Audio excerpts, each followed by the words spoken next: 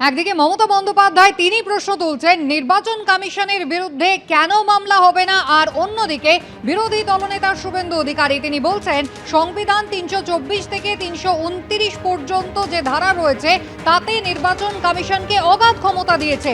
তা সত্ত্বেও নির্বাচন কমিশন এত দুর্বল কেন, এত নরম কেন? এই এসআইআর ইস্যুতেই এবার সুপ্রিম কোর্টে যাওয়ার হুঁশিয়ারি দিয়েছেন শুভেন্দু অধিকারী। ইলেকশন কমিশনকে তো আর্টিকেল 3-4 বাবা সাহেব আম্বেদকর পুরো পাওয়ার দিয়ে গেছে। ইলেকশন কমিশনও কেন এত সফট লাইন নিচ্ছে? চিঠিতে কিছু হবে না, অ্যাকশন নিন, অ্যাকশন নিন, নইলে আমরা ভোটাররা এবারে সুপ্রিম কোর্টে যাব। এতদিন তো ইলেকশন কমিশন আর মমতা ব্যানার্জির লোকরা যাচ্ছে, এরপরে পাবলিক যাবে, আমরা যাব সুপ্রিম কোর্টে, আমরাও যেতে পারি, আমাদেরও সে অধিকার আছে। ইলেকশন কমিশন শুধু চিঠি চাপাটি করে কিছু হবে না। আপনাদের বাবা সাহেব আম্বেদকর সংবিধানে আর্টিকেল 3-4 থেকে 3-9 আপনাদের সব পাওয়ার দিয়ে গেছে, সমস্ত ক্ষমতা দিয়ে গেছে। আপনি চাইলে আর্মি নামাতে পারেন, কাউকে জিজ্ঞেস করার দরকার হবে না। আপনারা সেটা শুধু চিঠিপত্রে সীমাবদ্ধ রেখেছেন। Bengal people wants action, we don't want ভাষণ। সুপ্রিম কোর্টের বিচারপতিকে সরিয়ে দিয়ে নিজেরই সরকারের একজন মন্ত্রীকে বসিয়ে 2:1 নিয়ে চলে গেছেন। অর্থাৎ সরকার যাকে চাইবে তিনি নির্বাচন কমিশনার হবেন, 1 নম্বর কথা। 2 নম্বর কথা হচ্ছে এটা যদি সফট লাইন গেছে, তাহলে হার্ড লাইন হলে তো গোটা বাংলা জুড়ে তো মরক লেগে যাবে যদি নির্বাচন কমিশনের এই সিদ্ধান্ত নেওয়ার চেষ্টা করে। এই লজিক্যাল ডিসক্রিপেন্সির নামে বাংলার যে সাধারণ মানুষকে ডেকে পাঠানো হচ্ছে, তার মূল কথা হচ্ছে যে 7 জন একজন বাবার নাম মেনশন করছে, কিন্তু সবাই জানি ভারতবর্ষের মধ্যে ফার্টিলিটি রেটে 1 নম্বরে হচ্ছে বিহার। সেই বিহারে আজকের জেনারেশনের মধ্যেও 8-10 জন সন্তানের একজন বাবা দেখা যায়। সেখানে লজিক্যাল ডিসক্রিপেন্সি করা হলো না, কিন্তু জন্মহারে সবচেয়ে কম যে রাজ্য সেখানে সেই 7 জন সন্তানের একজন বাবাকে লজিক্যাল ডিসক্রিপেন্সির আওতায় ফেলা হলো। এটা কাদের নির্দেশে? শুভেন্দুবাবুকে এই নিয়ে কোনো মন্তব্য করেছেন? তৃণমূল কংগ্রেস সুপ্রিম কোর্টে গিয়ে যে লড়াইটা দিয়েছে তাতে সেই পলিটিক্যাল কন্ট্রোল তাদের কোথাও লুজ হচ্ছে, সেই ভয় থেকেই উল্টানো আরশোলার মতো ছটফট করছে। এদিকে এসআইআর নিয়ে মমতা বন্দ্যোপাধ্যায় নিশানা করেছে নির্বাচন কমিশনকে। তিনি বলছেন 58 লক্ষ মানুষের নাম খসড়া তালিকা থেকে বাদ দেওয়া হয়েছে। এসআইআর আতঙ্কে 110 জনের বেশি মানুষ মারা গেছেন। কেন নির্বাচন কমিশনের বিরুদ্ধে মামলা হবে না? কি বলেছেন মুখ্যমন্ত্রী, দেখুন। আজকে কি সুভাষচন্দ্র বসু বেঁচে থাকলেও তার নামটাও তাকে হিয়ারিংয়ে ডাকা হতো না? লজিস্টিক্যাল ডিসক্রিপেন্সি বলে তাকেও ডাকা হতো, কই ফের চাওয়া হতো আপনি ভারতীয় কিনা। চন্দ্রবাবুকে তো অলরেডি ডেকেছেন, 1,38,000 মানুষকে ডেকেছেন, এবং তার আগে 58 লক্ষ বাদ দিয়েছেন একতরফাভাবে। মোট সংখ্যাটা প্রায় 2 কোটি। মনে রাখবেন, 7 কোটি মানুষের মধ্যে যদি 2 কোটি বাদ চলে যায়, কত মানুষ অধিকার হারায়।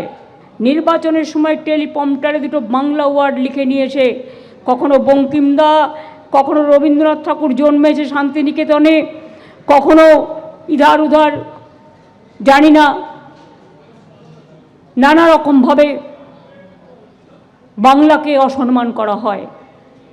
আজকে আপনাদের মনে একটু কাটা দিচ্ছে না? 110 জনের বেশি মানুষ মারা গেছেন, রোজ 3-4 জন করে আত্মহত্যা করছেন, ভয়ে মারা যাচ্ছেন।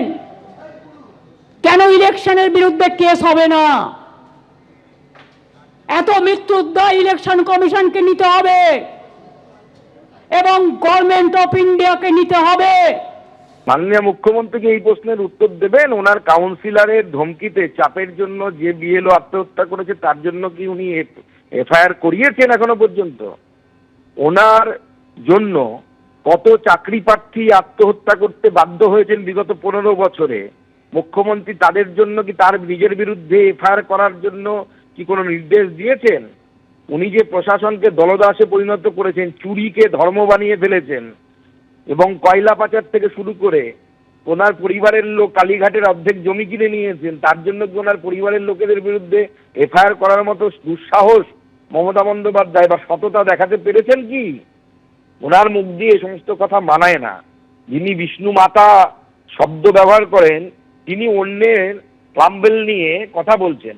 এরকম নির্লজ্জ বেহায়া রাজনীতিবিদ, মুখ্যমন্ত্রী তো ছেড়ে দিন, এতটা নির্লজ্জ নিচু স্তরের রাজনীতিবিদ ভারতবর্ষ কোনো আগে দেখেনি। সুকান্তদা, ধন্যবাদ। এসআইআর এর শুনানি চলছে আপনারা জানেন, এবং এই শুনানি নিয়ে এবার দক্ষিণ চব্বিশ পরগনার ভাঙড় উত্তপ্ত হয়ে উঠল। দক্ষিণ চব্বিশ পরগনের ভাঙড়ের ভগবানপুর গ্রাম পঞ্চায়েতে নাটাপুকুর বুথে একেবারে তুলকালাম বাঁধল তৃণমূল এবং আইএসএফ এর মধ্যে। কথা বলবো আমাদের প্রতিনিধি রঞ্জিত হালদারের সঙ্গে। ছবিটা প্রথমে আপনাদের একবার দেখিয়ে নিই, রঞ্জিতের সঙ্গে কথা বলবো। দেখুন, আইএসএফ এবং তৃণমূলের মধ্যে গন্ডগোল, বাদানুবাদ, ধস্তাধস্তি।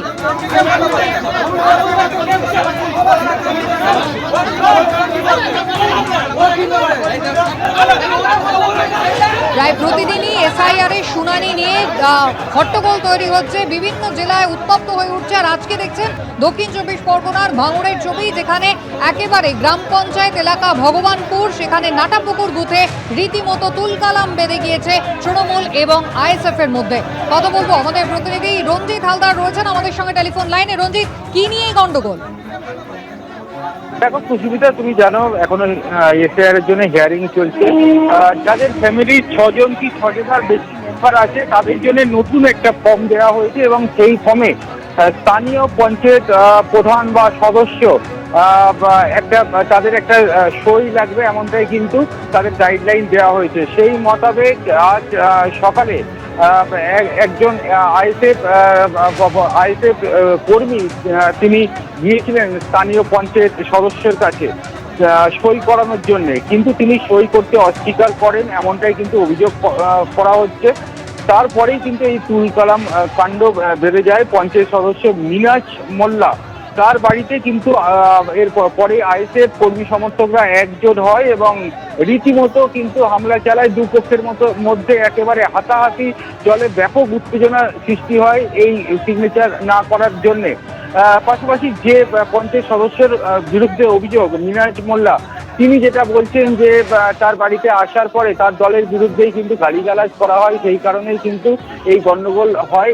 তবে গন্ডগোলের ফলে ব্যাপক উত্তেজনা ছড়িয়ে গেলেও কিন্তু পরিস্থিতি এখন নিয়ন্ত্রণে রয়েছে, এমনটাই কিন্তু পুলিশ সূত্রে জানা যাচ্ছে।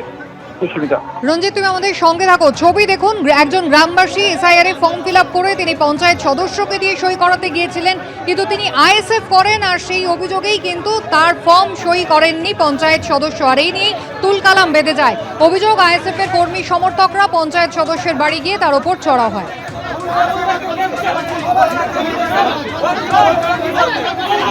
এবিপি আনন্দ, এগিয়ে থাকে, এগিয়ে রাখে।